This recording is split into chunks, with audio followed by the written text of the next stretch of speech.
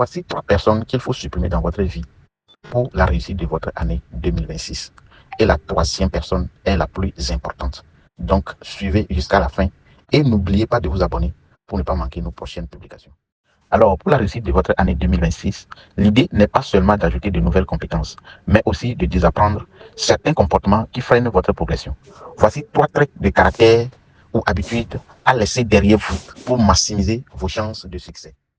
Et donc, la première personne ou le premier caractère à éliminer cette année pour votre réussite est la procrastination. C'est le piège le plus courant.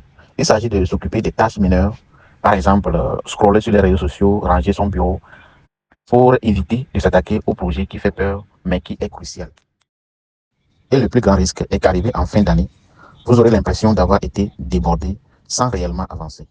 Pour donc éviter la procrastination, il vous faudrait planifier à faire les tâches les plus compliquées ou bien les plus difficiles dès la première heure de votre journée.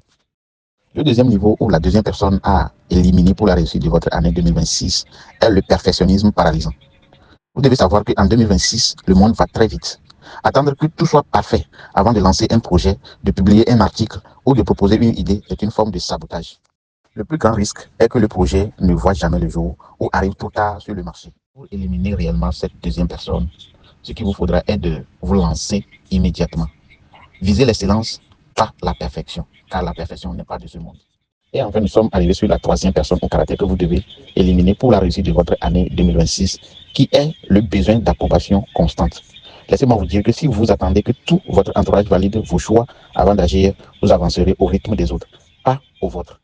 Le risque à ce niveau est que votre vision serait diluée et vous allez perdre de votre authenticité par peur du jugement ou de la critique. Pour corriger ce problème, apprenez à faire confiance à votre intuition et aussi entourez-vous des gens capables de vous tirer vers vos objectifs plutôt que de chercher l'avis de tout le monde.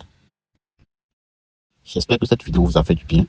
Alors, n'hésitez pas de la partager avec vos proches, laissez un commentaire et surtout, abonnez-vous pour ne pas manquer nos prochaines publications.